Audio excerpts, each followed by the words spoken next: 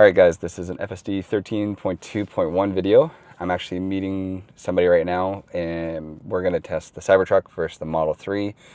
We're going to do the exact same drive, both are on version 13, and see how they fare against each other. 41 minutes of driving, press and hold to start. And yeah, this guy just messaged me on X this morning, so I kind of moved some things around so I'd be free this afternoon. And I'm curious to see, like, I really haven't spent any time in the Cybertruck. I'm curious to see how the two different versions of FSD perform. They're both version 13, but even in the release notes, you can see the Cybertruck and the Model 3 have different features. So I don't think the Cybertruck can reverse, and there's a few other things. So anyways, I'll narrate this drive, and then I will get back to you in a bit. 1 second.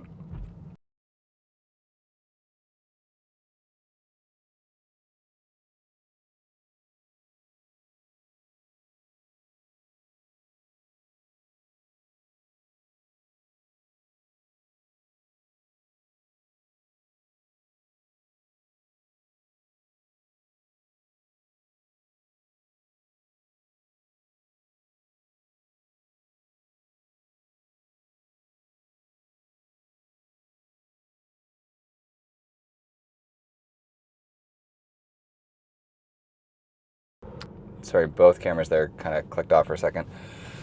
I was just saying, slowing down at a good speed and good distance, that's something that in version 12 it was a little bit worse at doing. So it's really nice to see in 13 that it's picking up on vehicles further ahead and taking the time to slow down more gradually. Just feels a lot more natural. Like, I never worried about the car hitting a buddy in version 12, but it's just a better braking pattern if we can start using regenerative braking from further away.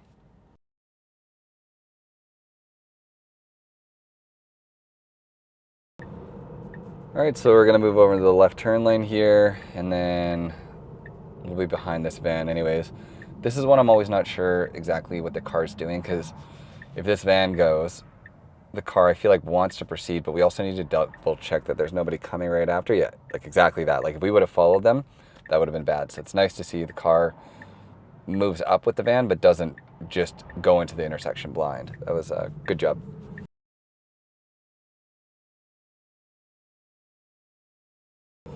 Okay, in a pretty sharp corner here that the car's doing a good job slowing down for, taking it really well, and then we're picking speed back up, which is exactly right. So we're definitely going a little bit slower than I would. We're in hurry, and we're only going a few kilometers above the speed limit. Again, like, I don't know exactly how the speed profiles are dictated, but in my mind, if I'm saying hurry, I have no problem with the car speeding at least a little bit over. In this case, we're actually going 1 kilometer under for a little bit here, so I'm not in a huge rush. It's okay. I just know that there are people that will go online and complain, and basically for them, FSD will be unusable because it doesn't drive the way they want, which is where I'm hoping these driving profiles would have sort of sorted that. You know, chill would be a profile where when you're using it, the car would generally go speed limit or just under.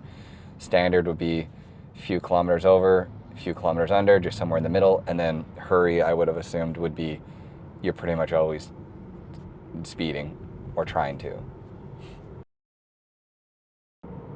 And this is going to be my first experience with FSD version 13 on the highway in a little bit here.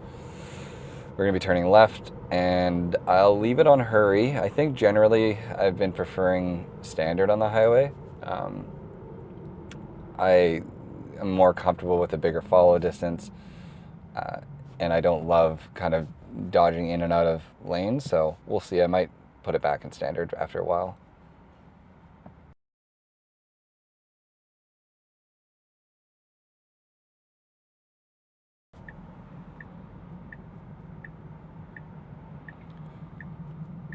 All right, so they should yield, we should go. Perfect. And yeah, getting on the highway now. So So we're limited by the cars in front of us for the speed, so I'm fine with the speed we're going.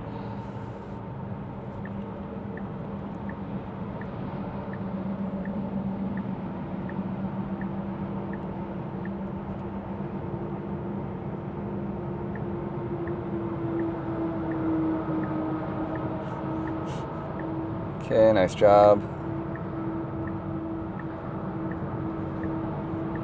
Oh wow. Okay, version 12 was not choosing to use the HOV lane, and version 13 pretty much on its own just put us in here, which is great.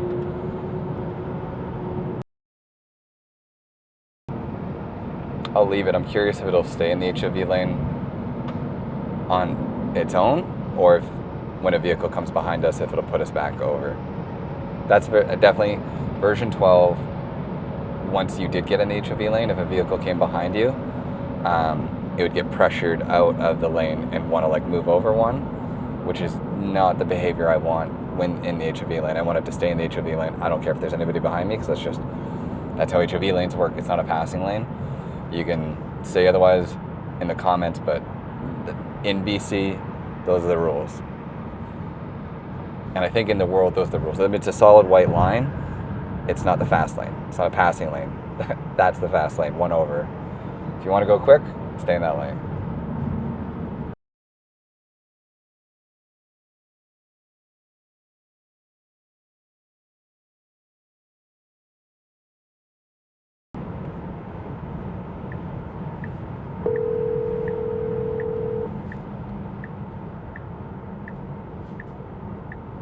Hello. Okay, I don't know what that was just there.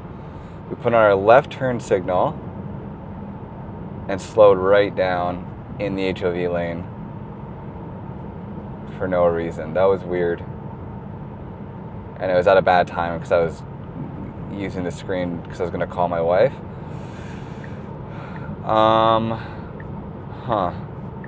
And now we're signaling out of this lane, probably for the Tesla behind us. It's funny, I'm definitely in the minority on this, but I absolutely preferred the highway before end to end. The decisions that it makes, I think, are wrong a lot more now than it did before, but that's too bad. That was definitely a huge regression.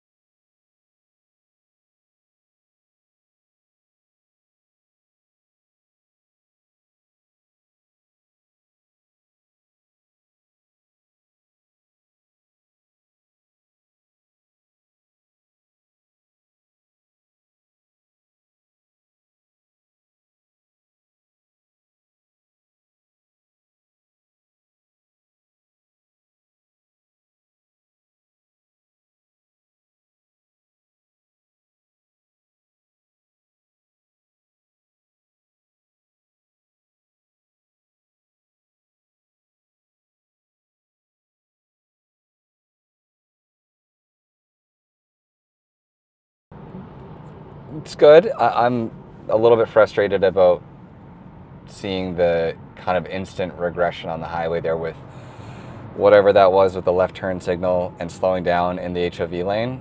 It was bizarre. And then choosing, in my opinion, to get out of the HOV lane is wrong. Like at bare minimum, it should wait until there's a dotted line, because to cross the solid white is illegal. And I don't think we should be moving out of the HOV lane for traffic. So I'm annoyed that that's still a problem and there's no solution to that.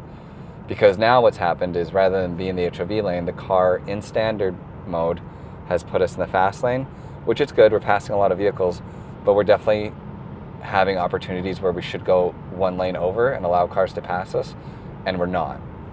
So it hasn't been a huge issue this drive, but I know that I personally hate camping in the left lane. I'd rather come in and out of the right lane than spend my whole time in the left lane, because if there's anybody behind me, I'd rather just let them by. I say that and we're moving over, but this is the first time this whole drive that it's moved over into this lane. So yeah, it's really good. Like, I'm nitpicking a very, very capable, impressive software.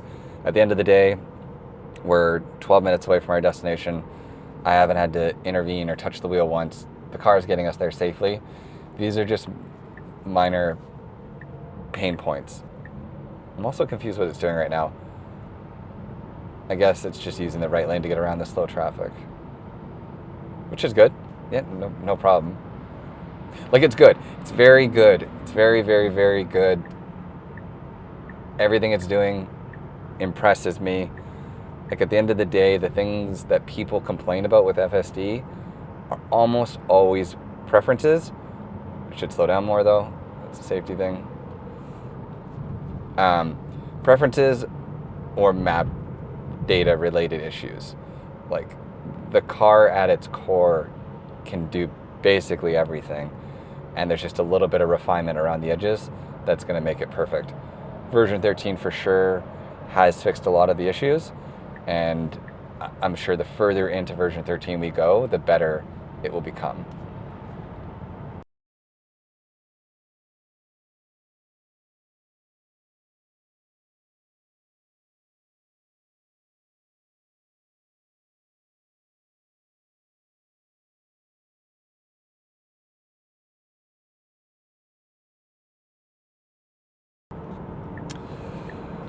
All right, exiting off the highway here.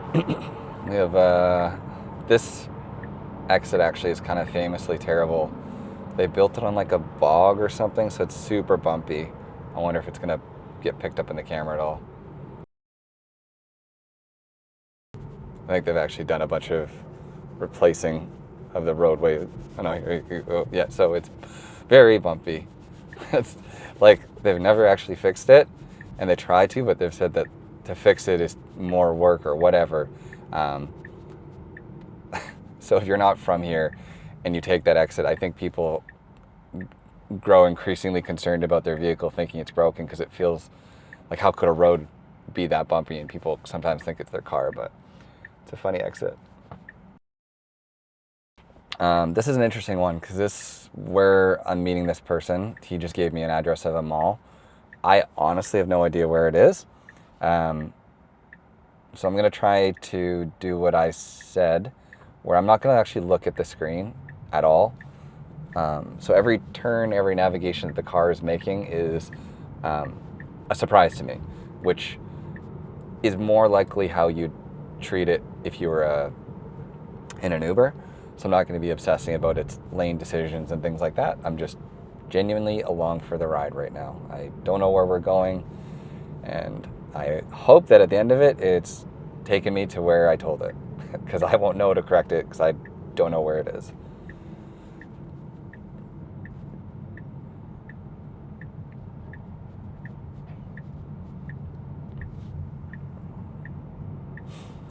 It's crazy how far we've come. Like, the very first version of FSD I ever drove was version 12, I believe. I think I got into it just as version 12 was coming out, and it was very good for self-driving software. Blew my mind. I mean, nothing else like that exists. My sister's BMW could do like lane keep and adaptive cruise control, and in my mind that was the future. So to hop in a car that could basically do like most of your driving was even cooler.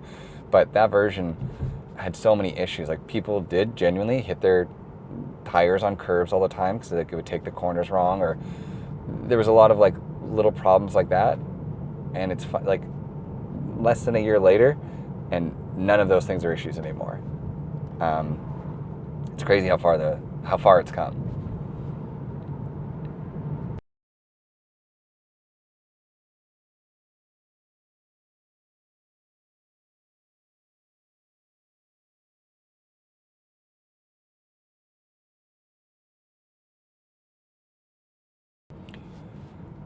What I also think about as a person that's only just gotten into full self-driving, like I said, within the last year, is my understanding of how it used to work with AutoPilot. I think people could put things on the steering wheel that would like satisfy the nag, and there was no cabin camera. So that's why there's the videos of people like sleeping in their cars on the highway and stuff. Like, I trust this thing with my life, obviously, because I let it drive me and I'll have my hands pretty much by my side. I think it's very, very good. It's incredibly capable, but I'm still always paying attention to the road. And I feel like there was people that were like sleeping in their car years ago, and I just can't. I can't imagine how people had that much confidence in the software back then, when, as far as I understand, also it was definitely not as good. So I'm glad that they're able to fix that, and the fact that there's now the cabin camera and different ways that keep people from falling asleep. Because to me, I think that's insane.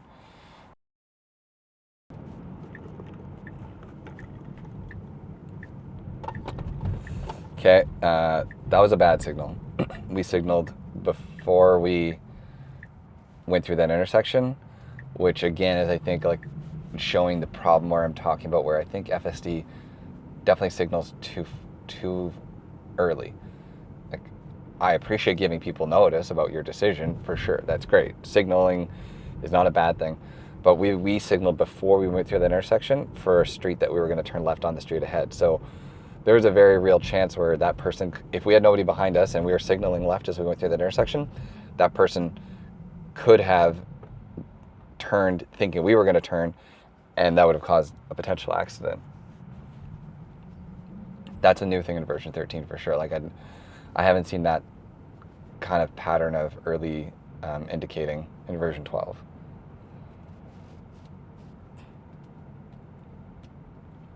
So I'm still not looking at the screen. I still don't know where the hell we're going. It's a mall of some sort. I don't even want to see which way we're turning. I'm guessing left. Yeah, left.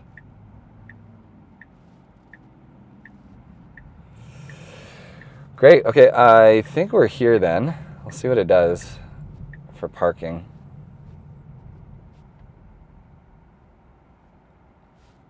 Is there a Cybertruck around here? Because that's who we're meeting up with.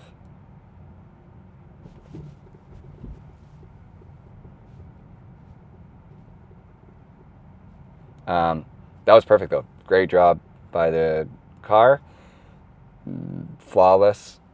Other than right now, I think we're going to park in the middle of the intersection. Oh no, still going. Where is it headed? Okay, now it's going to stop right in a crosswalk. Okay, I'm going to take over. Really good drive, and I will see you guys in a couple minutes once I get hooked up with Buddy here. All right, just got finished up doing a little Cybertruck and Model 3 version 13 comparison. I'll talk about that a bit on my drive, but for now, 40-minute drive kind of into Vancouver. Start FSD. Car behind us, and then after this we should be good.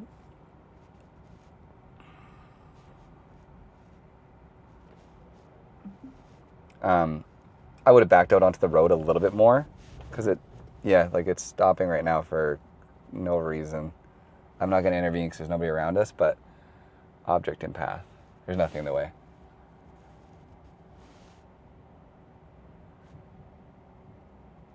If we would have backed like onto the road properly, it probably would have done better. I feel like now it's confused because we're sort of in the middle of nowhere. I'm just going to press the accelerator once, twice. There we go. Yeah, so I have it on Santa mode. Sorry, showing my nieces. The reverse function is obviously very, very, very impressive, but I think that it has just a little bit of refinement to go, right? It's a version 1 of the software, so it will change. But in that scenario, it should have just taken the whole road that it had to back out onto the road like a normal car would, and then proceed forward. Instead, it kind of like half came backwards, and then for whatever reason, it tripped itself up thinking there was something in front of it, and it stopped.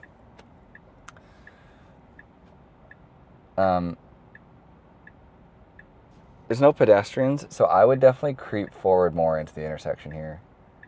Although it's busy and I don't think we're going to get a break, at least we're like in the spot to turn right on this red. But I think traffic's going to get a red light soon anyways. No, it's still green.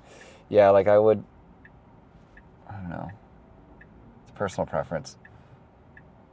I feel like the car is waiting until there's no cars before it even thinks about creeping. And now that we could go, we can't go because there's pedestrians. So I hope that it takes this gap and just goes.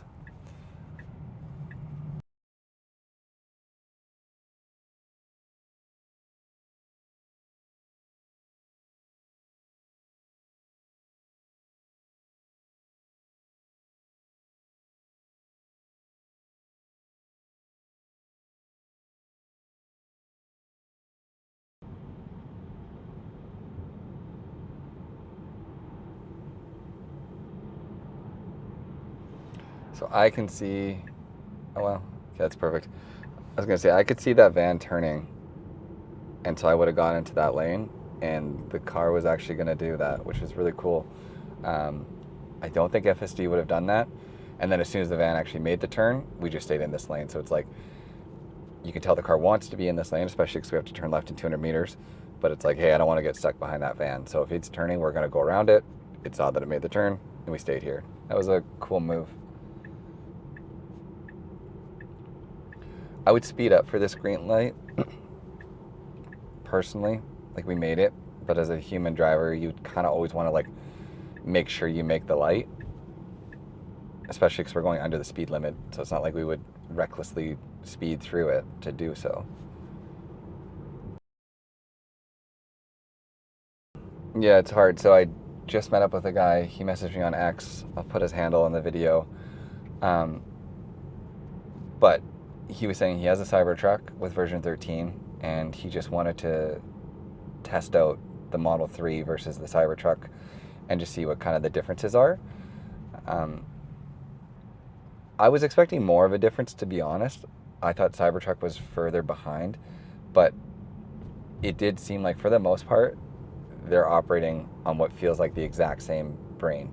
Like, all the little decisions that it made and the mistakes that each car made felt identical. Like, we did the same route twice, and both cars came up to a road closure that the nav wanted to go straight through, and it's a recently changed road, so you can't go straight.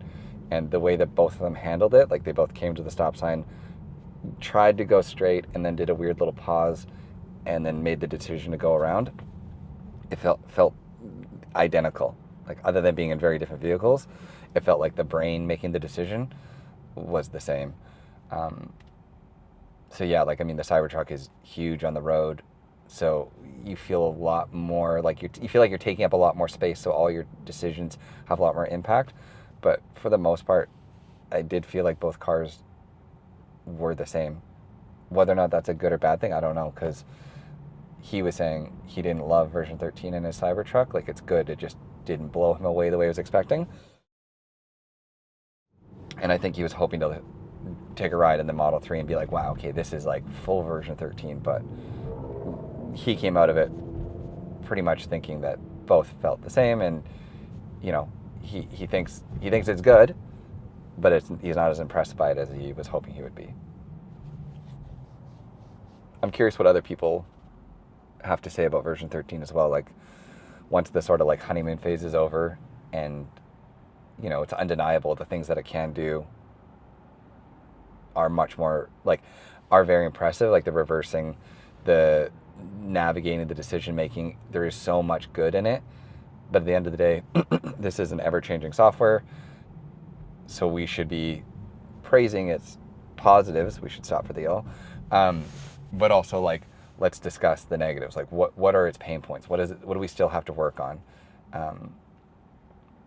And for me, it's really hard to like find a balance of that. Like, I want to sit here and tell you nothing but good things about version 13, because at the end of the day, also, like, those are the videos that do really well. People love to see the car like succeed, and I don't want to make like clickbait videos where I'm saying like version 13 runs a stop sign and almost gets in an accident. Like, I just want to be truthful and honest with my like review of things, and not seem like I'm being too judgmental, and I don't want to seem overly positive, overly negative. Like, the opinions I give are just as unbiased as they can possibly be. I stand to gain nothing other than the more feedback I give can only possibly, hopefully mean more change for the car in a positive way. Like everything that I say it because I would love for it to be improved.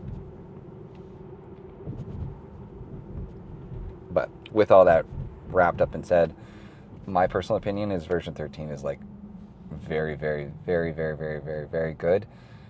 It still does have its quirks. It still has its flaws. But I mean, it's not like Tesla shipped this out saying, hey, look at our robotaxi ready build. This is the version that's going to drive you around autonomously. It's like, yeah, here's another version of our work in progress software. Enjoy. And I am enjoying it.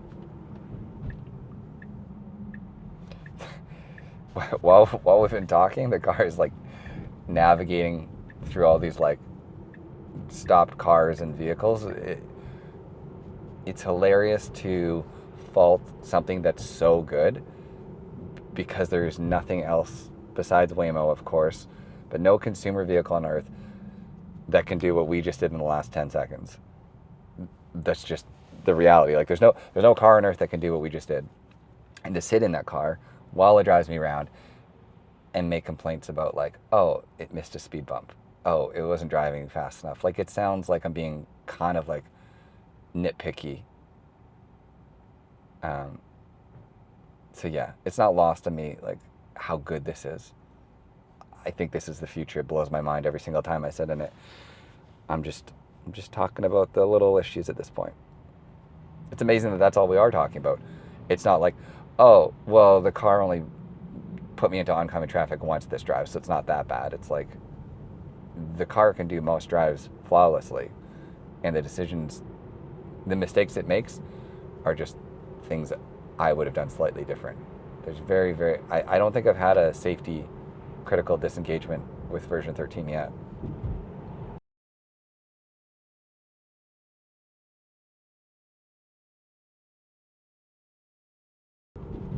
So big line of traffic on the left here. I would slow down and move over to the right. Curious if that's what the car's going to do.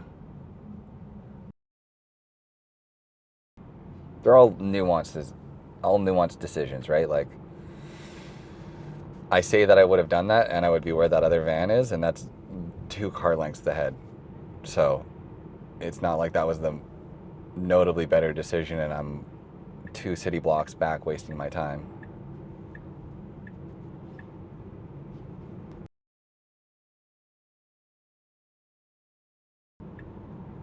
Wow. Hurry mode is so much better about moving around through these lanes though. Like in version 12, I just 2 videos or 3 videos ago, I did a very similar drive and I got stuck behind a lot of vehicles because I felt like the car was just like trapped in its lane and it wouldn't make these decisions. And it's cool. It's cool to see it like this is clearly a left turn lane that people are getting stuck in. And it's cool to see the car like deal with that and put us in this lane ahead of time. With that said, in the drive that I just did in the Cybertruck, or one of these 2 cars, we got stuck because we didn't do that same move. So it's not like it's perfect every single time, but it clearly is making better decisions in traffic than it was in version 12.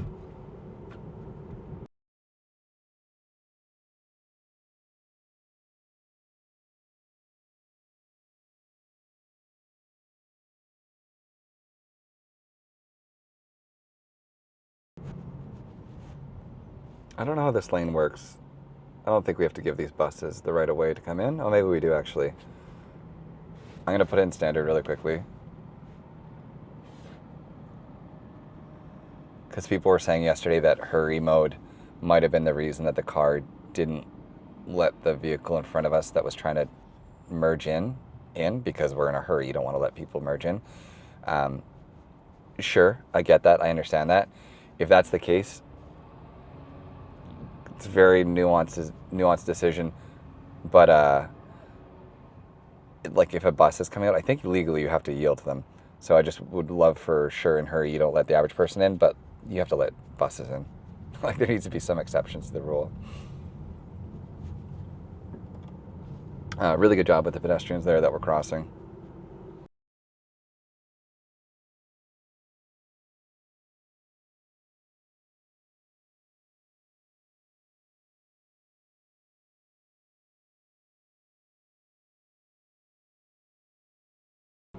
I would be in that lane so we didn't get stuck behind this guy turning.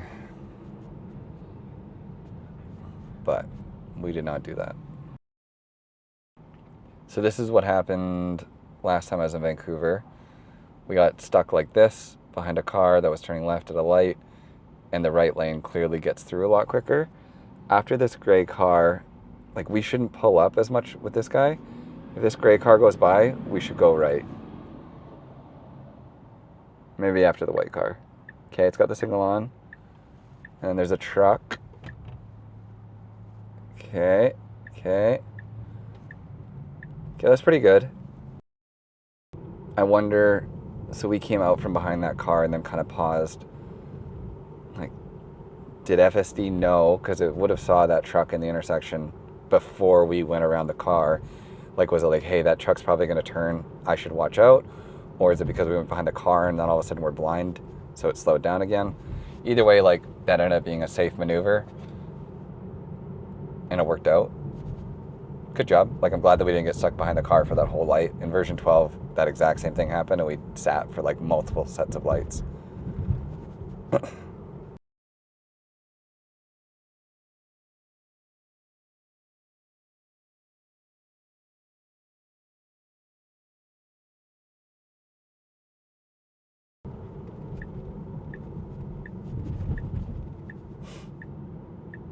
And great job getting in this lane. What does this say though? 7 a.m. to 9:30 a.m., 3 p.m. to 6 p.m. Ooh. Okay, I think there's an HOV lane. I genuinely don't know though, because I have like a HOV decal. Some Vancouver person's gonna yell at me. I don't know if I'm allowed to be in this lane. I'm turning right, so it's fine, but I don't know if I was allowed to be in the lane when I did. In BC, we have like HOV lanes and then we have bus lanes, but they have the same icon. And in an HOV lane, I'm allowed to be in there because I have an EV, but I can't be in a bus lane. But for whatever reason, BC has decided to give them the same little icon to make things just as confusing as possible. I might be the idiot for not knowing though. So, to the Vancouver people who watch these videos, you're probably just shaking your computer in your hand, wondering why I'm so stupid. Let me know what the right answer is. I also don't know if I addressed it. My sweater, it's a GoPro Christmas sweater that I got a few years ago. So shout out to GoPro. I used to do a lot of testing for them. And so they had like, I guess just part of the GoPro family, they would send us swag. And then one year they sent us all ugly Christmas sweaters, and they haven't done it since. They just don't make them anymore. They just don't do it anymore. But it's my favorite sweater to wear this time of year, because it's usually like a conversation piece too.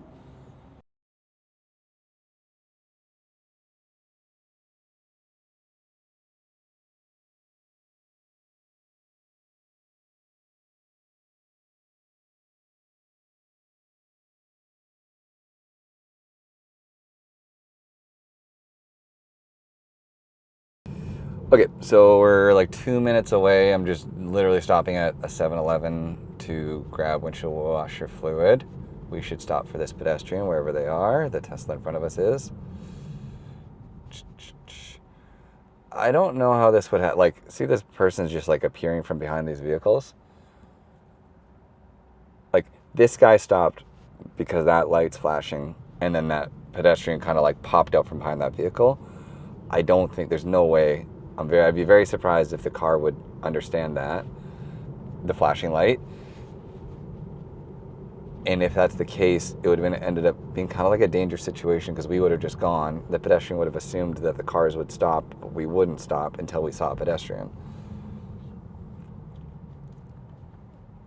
I don't think we'd hit the pedestrian, but I think we'd have to slam on the brakes.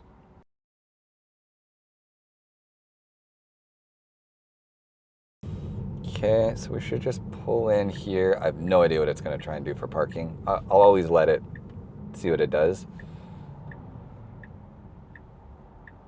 See if it takes up a gas pump.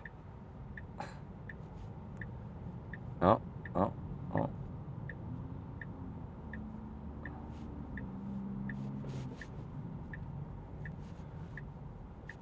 Okay. I don't even actually see any parking spots.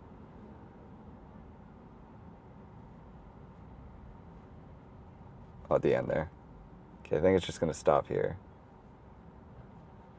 Oh no. Still driving.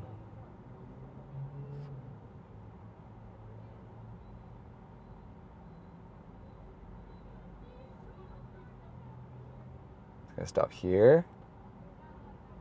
Okay. So I'm just going to park it, and then I'll grab windshield washer fluid and be right back.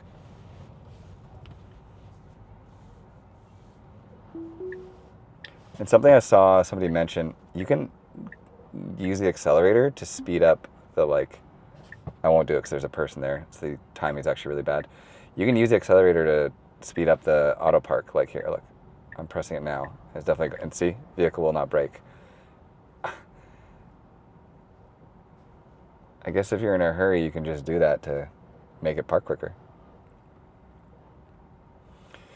Okay, hopefully these little hoodlum kids don't steal the cameras. I'll be back in 2 seconds.